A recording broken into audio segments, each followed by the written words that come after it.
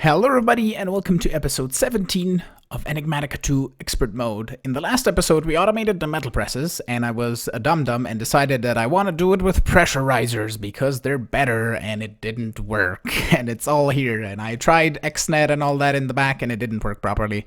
So it wasn't extracting into the pressure riser, and nor was it detecting the right stuff. So I kind of tore down the metal presses downstairs, but I'm going to reset that up in between episodes. I'm going to put it all over here. And I don't know if we need metal presses for more than just 2 of these sets. And I might put 7 there and 7 there instead of having 5 here in the middle. Because we're probably going to need more cloches at some point anyway to grow the rest of the stuff basically. And we can set up like another set of cloches over here.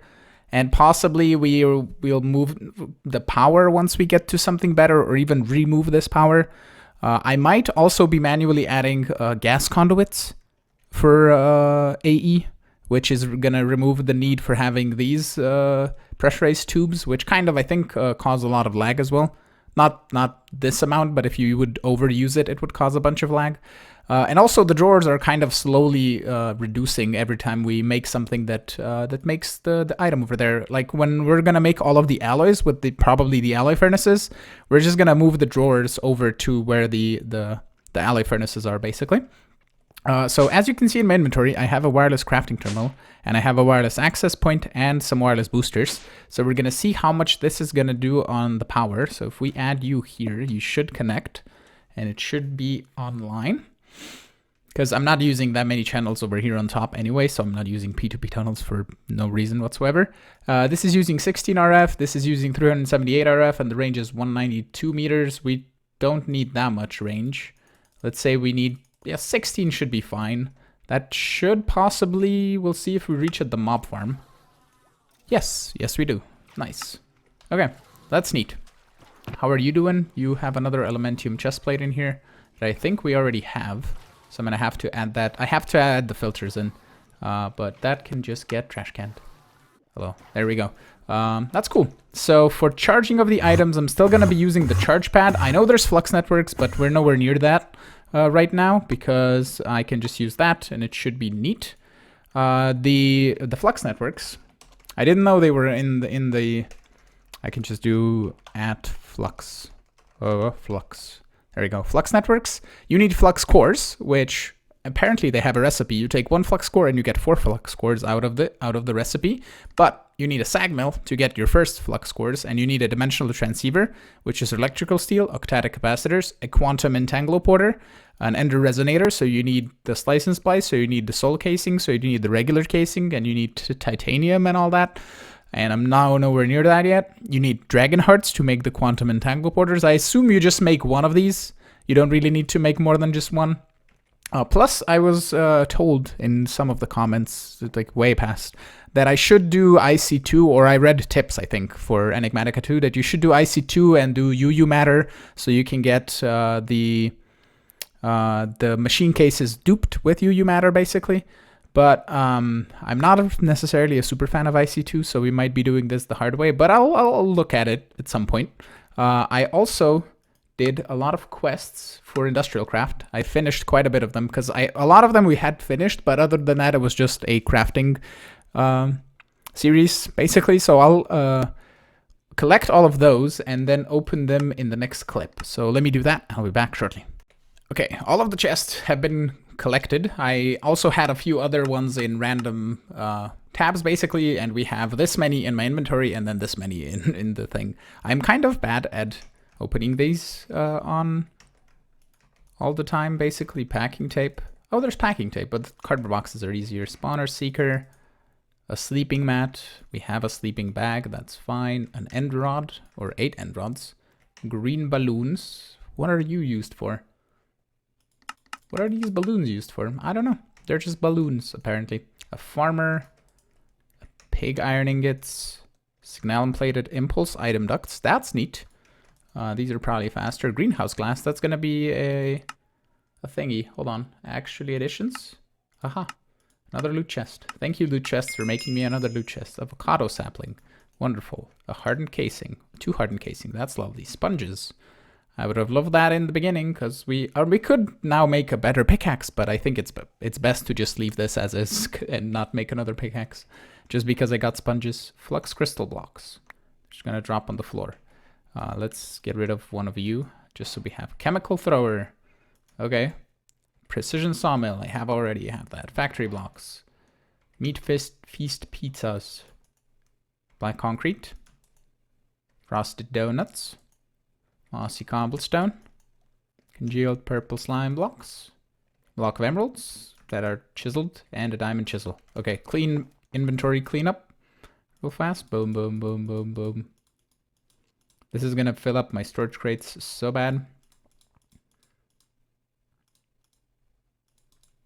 Okay. And the next set. Obsidian TNT. Charger. Impregnated casing, that's lovely. Eyes of Ender, not so great. Horn of the Wild, okay. Some food, pemmican, I don't know what that is. Looks like ham with candy. Architect Sawbench, Mob Imprisonment Tool. Overclockers, that's lovely. More overclockers, that's even lovelier. EFLNs, pig iron, and paintings. Okay. The rewards are super interesting and weird. They're not as OP as the loot crates from Stoneblocker, basically, but it's really nice. Okay, I think that's everything. But what I want to do today, I think we're gonna do some forestry and complete some of these quests. I'm gonna do some crafting and make possibly the things that are going into bees. I don't think we're gonna need bees that much. There is some stuff that you need for, I think, Draconic. For this core, you need genetics processor, which isn't anything bee related, but it is from Gendustry, and you need that for DNA extractors and stuff. And I don't know if we need anything from bees really to progress into tech variety. Maybe you'll need it for magic, I'm not sure. But I'm gonna at least try and automate from forestry the carpenter. And I know there's advanced machines for modular machinery, but we are not there yet at this point. But we're gonna need impregnated sticks if we wanna do anything with actually additions and stuff like that. So let me get to automating that.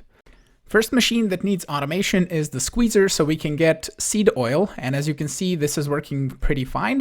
I've added a cloche down here, or an item to the cloche, and that is peanuts over here, because any type of nut will make us 100 and something. And if we look at uses and look at the squeezer, not that, I need to find peanuts and then uses for peanuts. In the squeezer, it'll make us 120 seed oil. There's probably some other, if we do seeds and then nut, we can get, does it find us? Peanut, water chestnut.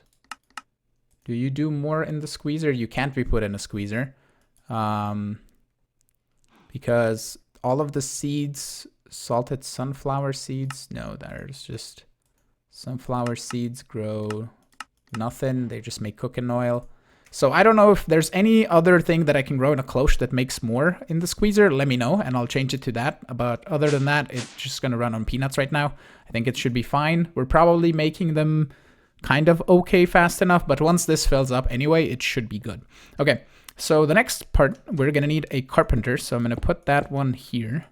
And the carpenter is going to make us, if we look at show recipes, we need impregnated sticks, which is any sort of seed oil or olive oil, apparently. We could make that from olives. That gets 250. How does one grow olives? It's a tree. Okay, that is fine. So that's scented paneling, pickaxe kits, wyvern cores apparently are recipes, circuits are recipes. Okay, or overclockers. And also we're gonna need these impregnated casings. So we can set up a couple of carpenters over here making the seed, or not the seed oil, making the one making impregnated casings, because those are used to make the thermionic fabricator, and alvears and apiaries. Are there actually needed for much else? Because we need 2 thermionics for making the thermionic fabricator blueprint. Yeah, I don't think we need impregnated casings. I can just change the recipe and like leave it be and make a stack of impregnated casings if we need to. Okay, so we're gonna export seed oil. Let's do this actually, since we can export stuff in the back as well. Yeah, I could put wood and make impregnated sticks with one carpenter, or I can put two carpenters, a 2x2 drawer in the middle, and we can make both basically. So I'll make the impregnated casings and the impregnated sticks, and I don't want to place that on the side. I need to place it on the bottom. And then I need to make another carpenter.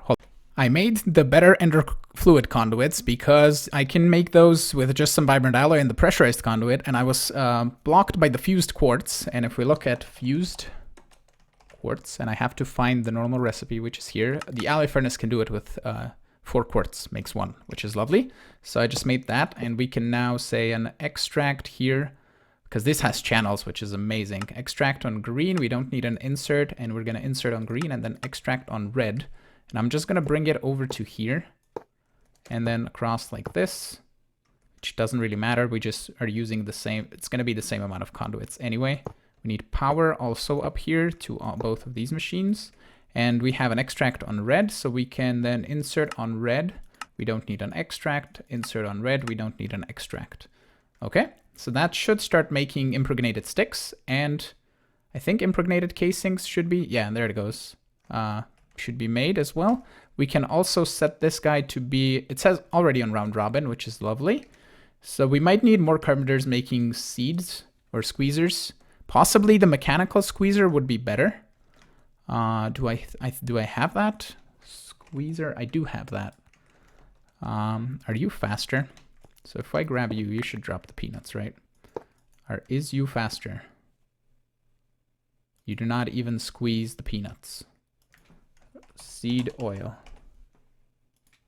Mechanical squeezer, chestnut, walnut, cherry, seeds. Okay, so chestnut is from a tree, walnut is from a tree, and a cherry is from a tree. And then just the regular seeds. We could do regular seeds, but that makes 10 every operation. And let's see how fast this is. Seed. How fast are you? We don't want peanuts. I don't know if that's faster than what we were doing with the carp squeezer, and we can upgrade the squeezer as we need to. I think this is fine, even though it's slower, but each one will make 150, I think, 120. So it's better that way. And we have already impregnated sticks. We do need to turn this guy on and off, which we can do from the tops, right? Yeah. Okay, so the seed oil can run indefinitely and just fill up the internal inventories. That's not a problem. I want to grab 2 level emitters, and we're gonna say this guy needs one here and one here. And I believe these do stop working with redstone.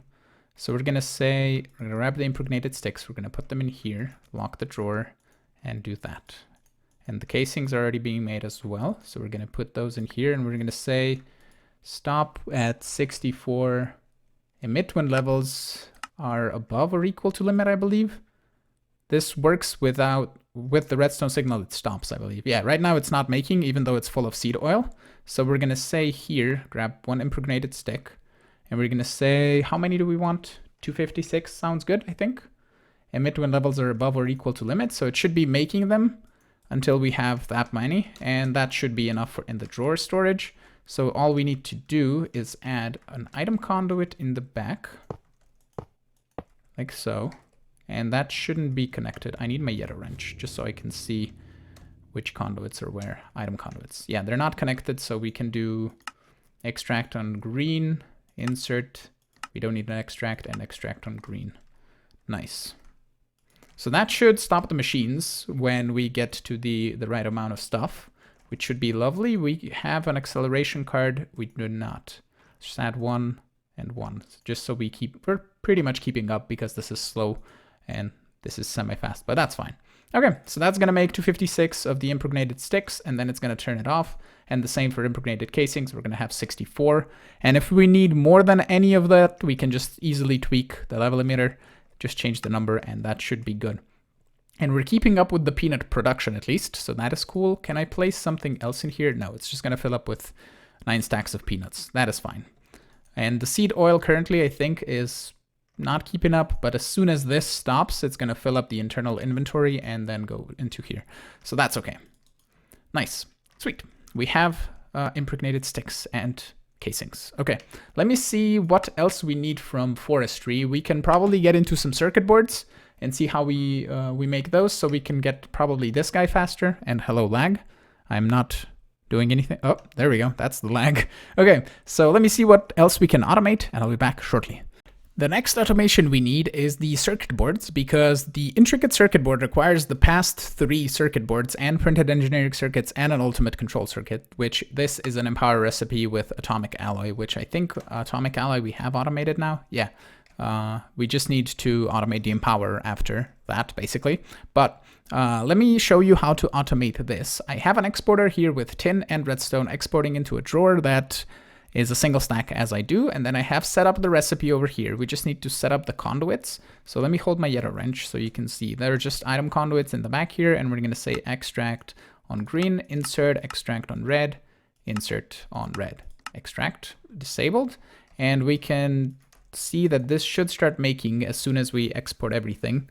It should start making the circuit board. We do possibly need water. Yes. So I could do this with export buses, but I think adding a sink will be just easier. Sink, do we have one? No. Sink. Even though we have water in the system, but I need a water bucket and sink. Okay, I should probably set up a crafting recipe for those. So I'll just run the conduit here in the middle, I guess. Doesn't really matter. They just all need water, so it should be fine. Okay, inserts are going to be set up automatically, so we can just say extract always active, and that should get them water. Nice. Are you going to do the thing? Do you not have power? You should have power. So disabled by redstone, no rest. Okay, yeah, it's disabled by redstone on the bottom. We just need to turn you to emit when levels are below. So this should start making now. No recipe. How is it no recipe? Circuit. Oh, ha. There we go. I thought it was 3 tin in the middle. It's 1 tin. That's fine. Okay, make me a single circuit board. And we're going to say keep a stack of 64 and emit when levels are above or equal. And that's a quest complete as well. And we can put it over here, and that should start extracting as soon as it completes. And we got 2 more quests. This. Let's claim a loot chest. It's going to open it together, and tin electron tubes. I made those at some point, apparently. We get cranberry jelly sandwiches and terrestrial artifacts. Oh, those are neat. They're used for making ender... Oh, so that's how you make ender amethyst. Because ender amethyst is used for making this, infusion crystals. The basic ones, at least. I didn't know that was a recipe. Okay, and you can make the biome finder with ender amethyst and the terrestrial artifact. Okay, that's cool. That's neat. Okay, so basically I'll do the same thing here and here, one for the bronze ones and one for the iron ones, and then we need to automate the last one, which we have printed engineering circuits. These we do not have automated yet, so we might do the empowerer. I'm not sure. Maybe we'll put the empowerers that do things in between the floors, because I don't necessarily want to have like 4 empowerer setups here, which we could do probably, but that's okay. Let me just automate the other 2 and we'll see where we go from there. I decided to prepare already the carpenter that we're going to use to make the other circuit. Circuit. So difficult to type. This circuit. I don't think I'm going to get to automating the empowerer today, but at least we're going to have this prepared for when we need to, and this drawer just needs to be locked just so nothing goes into here. And this carpenter can just be on redstone signal, just so it isn't providing any lag or anything. So that is lovely. The impregnated sticks I upgraded whatever to 512, and this is still on 64, which is what we need. And the seed oil is gonna be produced until the internal buffers fill up, which is gonna be soon, and then we're gonna have it here for when we need more of it, basically at other places. I don't know if we need seed oil for anything else other than we can fluid transposer stuff. In the carpenter, stamps. We don't need stamps really, impregnated casings, and then different types of stamps. And then escritoir, to play a matching minigame to research B tree and butterfly mutations, get research notes that boost mutation rates and other rewards. I don't know, but we have seed oil if need be. Okay, so this required bronze, and for bronze, I just set up this real fast over here. We have an alloy furnace that gets copper and tin on round robin that is exported through here, and then this guy is also gonna emit when levels are above or equal to limit of 1024 bronze. So when that fills up over, it's gonna stop this furnace, because this does work. If I turn this on, this will stop working, which is lovely. So yeah. That's neat. I have a storage bus here, which we can set a priority and a partition on the storage, and that is cool. So to automate the alloy furnace, or to make the nuclear craft stuff, alloy, it's not alloy furnace, there it is, alloy furnaces, we require basic platings, which is lead sheet metal, which is a lot of lead plates. So I need to reset that up. We also need to smelt a lot of graphite and craft that into blocks. So that would require just a simple furnace, smelting in the graphite and putting into a compacting drawer. But the copper solenoid requires copper plates, also copper plates. We could do this in the metal former and we get 2 copper plates, but I think it's fine if we just do it with a hammer, because you get 2 as well. It's just more automatable, I guess, that way. The aluminum rods, we do require the metal press or the small plate press, but you use 4 plates to get 3 rods, and here you use a single ingot to get 2 rods, which is basically a plate.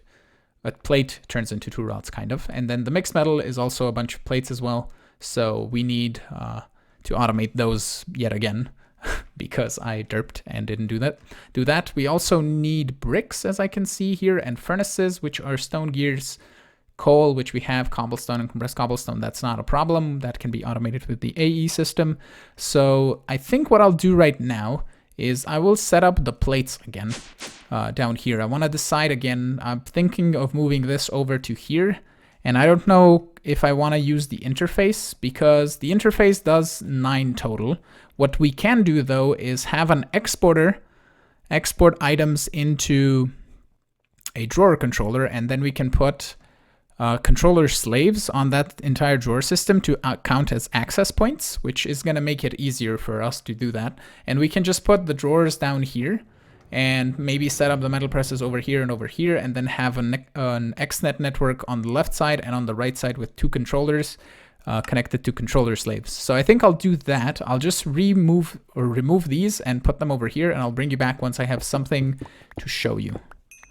I have moved all of the drawers around and set up all of the metal presses, but I don't have time right now to set them all up, because otherwise this video is going to be late like it was yesterday. But it's probably still going to be a little bit late, but we'll see, depending on how long it'll take to export. But I have all of the plates here, and here I want to have all of the ingots exported out of the system and just put a stack of them in here. And then I can put either just 1 drawer controller or multiple controller slaves or whatever, and we can put just XNet cables on the bottom and have connectors right here on the back. That was suggested in the comments as well, because I had previously had a normal conveyor belt. Pretend this is a normal one, and I had it here. And we could even get away with using just less connectors by alternating those things, but it's fine. It's fine. We can make more lapis plates and stuff that we need to make more of the connectors. That's just fine. Okay, so I can probably get if you look at XNet, I can get different colored cables. It's just a die, and it turns the cable into that, and also the controllers are just dieable, which is super simple. And I can have 2 of these different colored ones, so they do not connect, and we can just use 1 controller here and 1 controller here, basically. And this middle part, I'll probably just have cloches, some of them, for something else that I would want to use, and maybe put cloches on that side as well, even though I have power over here. I would have rather had the metal presses over here and then cloches and cloches, but it doesn't matter. It's fine. Like, it's bothering me now, but in the future, it's not gonna. So I think I'm gonna end it off here. I'm gonna, in between episodes, see about figuring how I wanna set this up logistically, and I'll explain it in the next episode.